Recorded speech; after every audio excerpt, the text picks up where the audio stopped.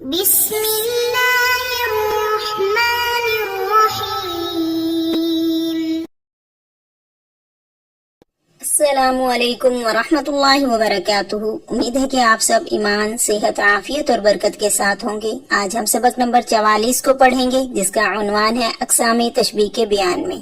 تو سب سے پہلے عبارت اور ترجمہ، اس کے بعد انشاءاللہ تفصیل پڑھیں گے۔ المبحث الثانی فی اقسام التشبیہ ينقسم التشبیہ باعتبار طرفیہ الی 4 اقسام۔ تشبیہ مفرد بمفرد نحو هذا الشيء كالمسك في الرائحة، وتشبيه مركب بمركب بأن يكون كل من المشبه والمشبه به هيئة حاصلة من عدة أمور، كقول بشار كأن مثار النقي فوق رؤوسنا وأسيافنا ليل تهاب كواكبه، فإنه شبه هيئة الغبار وفيه السيوف مستربة بهيئة الليل، وفيه الكواكب تتساقط في جهات مختلفة۔ وتشبيه مفرد بمركب كتشبيه الشقيق بهيئة أعلام ياقوتية منشورة على رماه زبرجودية۔ وتشبيه مركب بمفرد نحو قوله يا صاحبي تكسيا نزرايكما ترى وجوه الأرض كيف تصور ترى نهارا مشمسا قد شابه زهر الربا فكأنما هو مكمر، فإنه شبه هيئة النهار المشمس الذي اختلت به أزهار الربوات بالليل المكمر۔ وينقسم باعتبار الطرفين أيضا إلى ملفوف ومفروك، فالملفوف أن يؤتى بمشبهين أو أكثر ثم بالمشبه بها نحو كأن قلوب الطير رطبا ويابسا لدى وقرها الأناب والحشف البالي، فإنه شبه الرطب الطري من قلوب الطير بالأناب واليابس العتيق منها بالتمر الردي۔ والمفروق أن يؤتى بمشبه ومشبه به ثم آخر وآخر نحو النشر مسك والوجوه دنانير وأطراف الأكف عنم، وإن تعدد المشبه دون المشبه به سمي تشبيه التسوية نحو صدغ الحبيب وحالي كلاهما كالليالي، وإن تعدد المشبه به دون المشبه سمي تشبيه الجميع نحو كأنما يبسم أنلول منزد أو برد أو أكاه۔ وينقسم باعتبار وجه الشبه إلى تمثيل وغير تمثيل، فالتمثيل ما كان وجهه منتزعا من متعدد كتشبيه الثريا بأنقود الإنب المنور، وغير التمثيل ما ليس كذلك كتشبيه النجم بالدرهم۔ وينقسم بهذا الاعتبار أيضا إلى مفصل ومجمل، فالأول ما ذكر فيه وجه الشبه نحو وثغره في سفاه وأدمع كاللال، والثاني ما ليس كذلك نحو النحو في الكلام كالملح في الطعام۔ وينقسم باعتبار أداته إلى مؤكد، وهو ما حذفت أداته نحو هو بحر في الجود، ومرسل وهو ما ليس كذلك نحو هو كالبحر كرم۔ ومن المؤكد ما أضيف فيه المشبه به إلى المشبه نحو والريح تعبث بالخصون وقد جرى ذهب الأصيل على لجين الماء۔ ترجمہ دیکھیے۔ تشبیہ اپنے طرفین مشبہ اور مشبہ بھی کے اعتبار سے 4 قسموں کی طرف منقسم ہوتی ہے۔ نمبر 1، مفرد کی تشبیہ مفرد سے، جیسے هذا الشيء كالمسك في الرائحة، یہ چیز خوشبو میں مشک کی طرح ہے۔ نمبر 2، مرکب کی تشبیہ مرکب سے، اس طور پر کہ مشبہ اور مشبہ بھی میں سے ہر ایک کی ایسی حیت ہو جو کئی چیزوں سے حاصل ہوتی ہو، جیسے بشار بن برد کا شعر، گویا اڑی ہوئی گرد ہمارے سروں پر ہے اور ہماری تلواریں ایک رات ہیں جس کے ستارے ٹوٹ ٹوٹ کر گر رہی ہیں، کیونکہ شاعر نے غبار کی حیت کو جبکہ اس میں تلوار کوند رہی ہو رات کی حیت سے تشبیہ دی ہے، جبکہ اس رات میں ستارے مختلف جہتوں سے گر رہے ہوں۔ نمبر 3، مفرد کی تشبیہ مرکب سے، جیسے گل لالہ کی تشبیہ یاقوتی جھنڈیوں کی حیت سے جو زبرجدی نیزوں پر لہرا رہی ہوں۔ نمبر 4، مرکب کی تشبیہ مفرد سے، جیسے کہ اے میرے دونوں ساتھیوں غور سے دیکھو، تم دیکھو گے کہ زمین کے چہرے کس طرح رنگت بدلتے رہتے ہیں، تم روشن اور صاف دن کو دیکھو گے جس میں ٹیلوں کے پھول مخلوط ہو گئے ہوں، ایسا لگتا ہے کہ وہ چاندنی رات ہے، کیونکہ شاعر نے اس روشن دن کی حیت کو جس میں ٹیلوں کے پھول مخلوط ہو گئے ہوں چاندنی رات سے تشبیہ دی ہے۔ اور تشبیہ طرفین ہی کے اعتبار سے ملفوف اور مفروق کی طرف منقسم ہوتی ہے، تو تشبیہ ملفوف یہ ہے کہ کلام میں دو مشبہ یا اس سے زائد لائے جائیں، پھر ان کا مشبہ بھی لایا جائے، جیسے کہ اس شعر میں گویا کے عقاب کے گھونسلوں کے پاس پرندوں کے گرے پڑے تر و تازہ اور خشک دل ایسے ہیں گویا کہ وہ عناب اور خشک ردی خرمے ہوں، کیونکہ شاعر نے تر و تازہ پرندوں کے کلیجے کو عناب سے اور پرانے اور خشک کلیجے کو معمولی کھجور سے تشبیہ دی ہے۔ اور تشبیہ مفروق یہ ہے کہ کلام مشبہ اور مشبہ بھی لایا جائے، پھر دوسرا مشبہ اور دوسرا مشبہ بھی لایا جائے، جیسے کہ شاعر کا شعر ان عورتوں کی خوشبو مشک ہے اور چہرے دینار ہیں اور ان کی ہتھیلیوں کے سر انگشت عنب کے درخت ہیں۔ اور اگر مشبہ متعدد ہو نہ کہ مشبہ بھی تو اسے تشبیہ تسویہ کہتے ہیں، جیسے کہ شاعر کا شعر محبوبہ کی زلف اور میری حالت دونوں راتوں کی طرح ہیں۔ اور اگر مشبہ بھی متعدد ہو مگر مشبہ نہ ہو تو اس کا نام تشبیہ جمع ہے، جیسے کہ اس شعر میں گویا وہ محبوب ایسے صاف اور شفاف موتی سے مسکراتا ہے جو تہ بتہ ملے ہوئے ہیں، یا چمکدار اولوں سے یا گلے بابونا سے جو نہایت سفید ہوتا ہے۔ اور تشبیہ وجہ تشبیہ کے اعتبار سے منقسم ہوتی ہے تمثیل اور غیر تمثیل کی طرف۔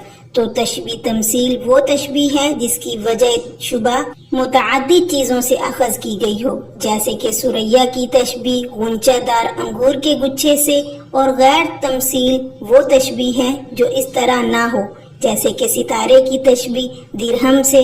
اور اسی اعتبار سے تشبیہ کی تقسیم ہوتی ہے مفصل اور مجمل کی طرف۔ پس اول وہ تشبیہ ہے جس میں وجہ شبہ مذکور ہو، جیسے کہ اس کے دانت اور میرے آنسو صاف شفاف ہونے میں موتیوں کی طرح ہیں، اور دوسرا وہ تشبیہ ہے جو اس طرح نہ ہو، جیسے کہ علم نحو کلام میں، جیسے نمک طعام میں۔ اور تشبیہ اپنے عادات کے اعتبار سے منقسم ہوتی ہے مؤکد کی طرف۔ مؤکد وہ تشبیہ ہے جس کے عادات کو حذف کر دیا گیا ہو، جیسے کہ وہ سخاوت میں سمندر ہے۔ اور مرسل کی طرف، مرسل وہ تشبیہ ہے جو اس طرح نہ ہو، جیسے وہ بخشش میں سمندر کی طرح ہے۔ اور تشبیہ مؤکد میں سے وہ تشبیہ بھی ہے جس میں مشبہ بھی کی اضافت مشبہ کی طرف کی گئی ہو، جیسے اور ہوا شاخوں سے کھیلتی ہے اس حال میں کہ شام کا سونا پانی کی چاندی پر بہہ پڑا۔ اب تفصیل دیکھیے۔ بحث اول میں تشبیہ کے ارکان کو بیان کرنے کے بعد اس دوسری بحث میں تشبیہ کے اقسام کو بیان کر رہے ہیں۔ فرماتے ہیں کہ طرفین یعنی کہ مشبہ اور مشبہ بھی کے مفرد اور مرکب ہونے کے اعتبار سے تشبیہ کی 4 قسمیں ہیں۔ نمبر 1، مفرد کی تشبیہ مفرد سے ہو، یعنی مشبہ اور مشبہ بھی دونوں مفرد ہوں۔ اور مفرد ہونے کا مطلب یہ ہے کہ مشبہ اور مشبہ بھی چند چیزوں سے مل کر نہ بنے، جیسا کہ تشبیہ مرکب ہوتا ہے جس کی تفصیل یہ ہے، جیسے کہ ھذا الشیء کالمسک فی الرائحۃ، تو اس مثال میں الشیء مشبہ ہے اور المسکی مشبہ بھی ہے اور دونوں مفرد ہیں۔ اس طرح مفرد کی تشبیہ مفرد سے ہوئی۔ اور دوسری صورت یہ ہے کہ مرکب کی تشبیہ مرکب سے ہو، یعنی مشبہ اور مشبہ بھی دونوں مرکب ہوں، اور مرکب سے مراد وہ حیت ہے جو کئی چیزوں سے مل کر بنے، اس طریقے سے کہ اگر ان میں سے کسی چیز کو علیحدہ کر دیا جائے تو تشبیہ کا فائدہ حاصل نہ ہو، جیسے کہ بشار بن برد کا شعر كأن مثار النقع فوق رؤوسنا وأسيافنا ليل تحاب كواكبه، تو اس شعر میں شاعر نے غبار کی اس حیت کو جس میں تلواریں ادھر ادھر ہل رہی ہوں مشبہ بنایا ہے، اور رات کی اس حیت کو جس میں ستارے ٹوٹ ٹوٹ کر گر رہی ہوں مشبہ بھی قرار دیا ہے۔ یعنی مشبہ اور مشبہ بھی دونوں میں ایسی حیت ہے جو کئی چیزوں سے مل کر بنی ہے، اور یہی تشبیہ مرکب بالمرکب ہے۔ اور تیسری صورت یہ ہے کہ مفرد کی تشبیہ مرکب سے ہو، یعنی مشبہ مفرد اور مشبہ بھی مرکب ہو، جیسے کہ وَكَأَنَّ مُحْمَرَّ الشَّقِيقِ إِذَا تَصَوَّبَ أَوْ تَصَعَّدَ أَعْلَامُ يَاقُوتٍ نُشِرْنَ عَلَى رِمَاحٍ مِّن زَبَرْجَدَ، یعنی کہ گل لالہ باد نسیم کے جھونکوں سے جب کبھی نیچے کی طرف جھکتا ہے یا اوپر کی طرف اٹھتا ہے تو ایسا معلوم ہوتا ہے جیسے یاقوتی جھنڈیاں زبرجدی نیزوں پر لہرا رہی ہوں۔ تو یہاں سے حضرات مصنف نے یہ مفہوم لیا ہے کہ شقیق گل لالہ مشبہ ہے جو مفرد ہے، اور مشبہ بھی ان یاقوتی سرخ جھنڈیوں کی حیت ہے جو زبرجدی سبز نیزوں پر لہرا رہی ہوں، اور یہ مرکب ہے۔ تو شاعر یہ کہنا چاہتا ہے کہ گل لالہ باد نسیم کے جھونکوں سے جب کبھی نیچے اور اوپر کی طرف جھکتے اور اٹھتے ہیں تو مجھ سے مت پوچھو کہ وہ کتنا حسین اور دل فریب منظر ہوتا ہے۔ وہ اپنی سرخ رنگت میں جب ہری ڈالیوں کے ساتھ ہوا کے جھونکوں سے نیچے جھکتے اور اوپر اٹھتے ہیں تو ایسا معلوم ہوتا ہے جیسے یاقوتی یعنی لال جھنڈیاں زبرجدی یعنی ہرے نیزوں پر لہرا رہی ہوں۔ چوتھی صورت یہ ہے کہ مرکب کی تشبیہ مفرد سے ہو، یعنی مشبہ مرکب ہو اور مشبہ بھی مفرد ہو، جیسے کہ یا صاحبیا تقصیا نظرا یکما تریا وجوہ الارض کیف تصوروا تریا نہارا مشمسا قد شابہ زہر ربا فکأنما ہوا مکمر۔ تو اس شعر میں محل استشہاد دوسرا شعر ہے ترا یا نہارن، یعنی شاعر نے دھوپ والے دن کی حیت کو جس میں ٹیلوں کے پھول مخلوط ہو گئی ہیں مشبہ بنایا ہے جو مرکب ہے، اور المکمر چاندنی رات کو مشبہ بھی قرار دیا ہے جو مفرد ہے، اور یہی تشبیہ المرکب بالمفرد ہے۔ آگے وَيَنْقَسِمُ بِاعْتِبَارِ الطَّرَفَيْنِ، تو یہاں سے مصنفین نے طرفین یعنی مشبہ اور مشبہ بھی کے اعتبار سے تشبیہ کی دو قسموں کو بیان کیا ہے۔ نمبر 1 تشبیہ ملفوف، نمبر 2 تشبیہ مفروق۔ تو تشبیہ ملفوف کا مطلب یہ ہے کہ پہلے چند مشبہ ذکر کیا جائے، اس کے بعد اسی طریقے سے چند مشبہ بھی کو لایا جائے۔ تشبیہ مفروق کا مطلب یہ ہے کہ پہلے ایک مشبہ لایا جائے، پھر اس کا مشبہ بھی ذکر کیا جائے، اس کے بعد دوسرا مشبہ لایا جائے، پھر اس کا مشبہ بھی ذکر کیا جائے۔ تشبیہ ملفوف کو ایک مثال سے سمجھیے، جیسے کہ کأن قلوب الطیر رطبا ویابسا لدا وکرہ العناب والحشف البالی۔ تو اس شعر کے پہلے مصرے میں شاعر نے رطبن و یابسن دو مشبہ ذکر کیے ہیں اور دونوں کو یکجا کیا ہے۔ اسی طریقے سے دوسرے مصرے میں عنابن اور الحشف البالی دو مشبہ ذکر کیے ہیں، یعنی مشبہ اور مشبہ بھی دونوں متعدد ہیں۔ شاعر نے رطبن یعنی تر و تازہ پرندے کے کلیجے کو عناب سے اور پرانے سوکھے کلیجے کو الحشف البالی یعنی معمولی کھجور سے تشبیہ دی ہے۔ تو اس شعر میں شاعر نے عقاب پرندے کے حال کو بیان کیا ہے کہ عقاب چونکہ پرندوں کا روزانہ شکار کر کے کھاتا ہے اور دل چھوڑ دیتا ہے، تو اس کے گھونسلے کے پاس پڑے ہوئے تازہ سیاہ دل تو عناب کی طرح لگتے ہیں، اور اوپر پرانے دل سوکھ جانے کی وجہ سے ردی چھوارے کی مانند معلوم ہوتے ہیں، کیونکہ ان کی گولائی اور سرخی میں فرق آ جاتا ہے۔ والمفروق، تشبیہ مفروق کو ایک مثال سے سمجھیے، جیسے کہ النشر مسک والوجوہ دنا نیر واطراف الاکف عنم۔ تو اس شعر میں پہلے ایک مشبہ النشر لایا گیا ہے، پھر اس کا مشبہ بھی مسکن ذکر کیا گیا ہے، اس کے بعد دوسرا مشبہ الوجوہ لایا گیا ہے، پھر اس کا مشبہ بھی دنانیر ذکر کیا گیا ہے، اس کے بعد تیسرا مشبہ اطراف الاکفی لایا گیا ہے اور اس کا مشبہ بھی عنم ذکر کیا گیا ہے۔ گویا مشبہ اور مشبہ بھی کو تینوں جگہوں میں سے ایک ایک کر کے ذکر کیا گیا ہے، اور یہی تشبیہ مفروق ہے۔ وَإِن تَعَدَّدَ الْمُشَبَّهُ طرفین میں تعدد کے پائے جانے کے اعتبار سے تشبیہ کی دو قسمیں ہیں، نمبر 1 تسویہ، نمبر 2 جمع۔ تو تشبیہ تسویہ یہ ہے کہ مشبہ متعدد ہو اور مشبہ بھی ایک ہو، جیسے کہ شاعر کا یہ شعر صدغ الحبیبی وحالی کلاہما کاللیالی۔ تو اس شعر میں صدغ اور حال دو چیزیں مشبہ ہیں اور مشبہ بھی اللیالی ایک ہی ہے، اور یہی تشبیہ تسویہ ہے۔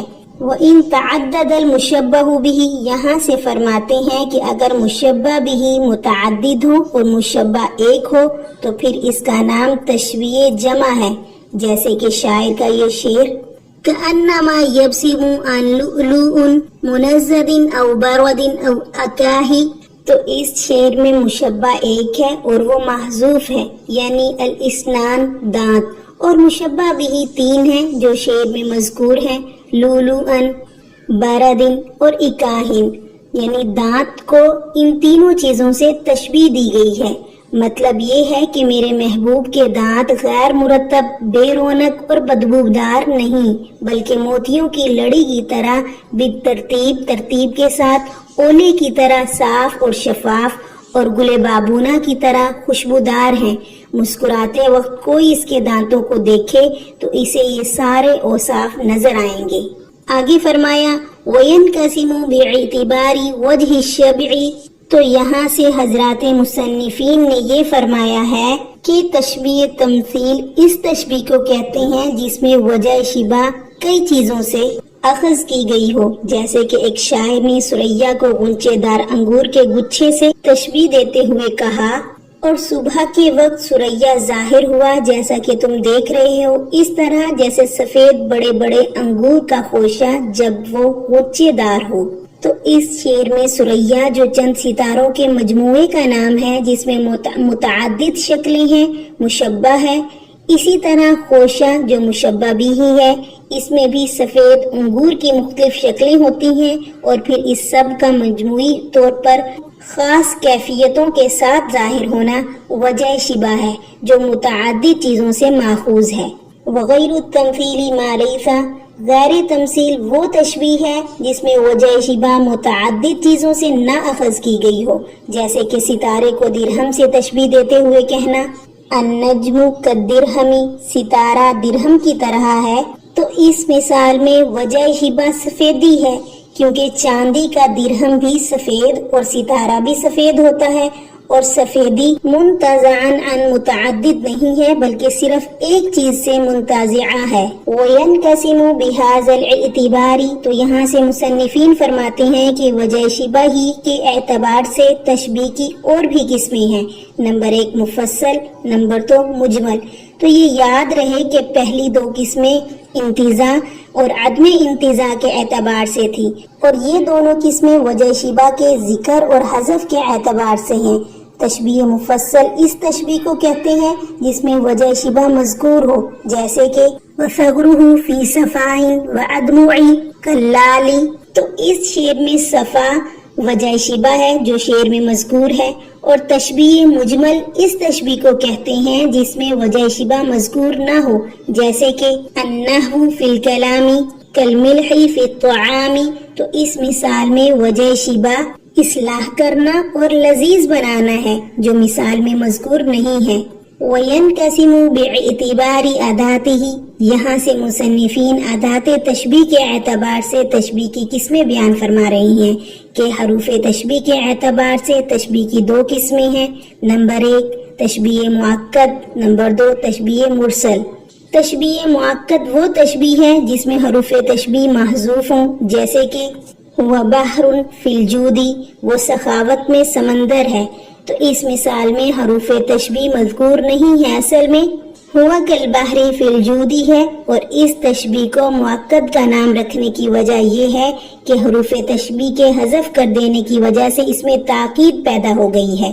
تشبیہ مرسل وہ تشبیہ ہے جس میں حروف تشبیہ محذوف نہ ہو بلکہ مذکور ہو، جیسے کہ ہوا کالبحر فی الکرم، وہ سخاوت میں سمندر کی طرح ہے۔ تو اس مثال میں حروف تشبیہ کاف مذکور ہے، اس تشبیہ کو مرسل کہنے کی وجہ یہ ہے کہ اس میں تاکید کا ارسال کر دیا جاتا ہے، یعنی وجہ تاکید کو ختم کر دیا جاتا ہے۔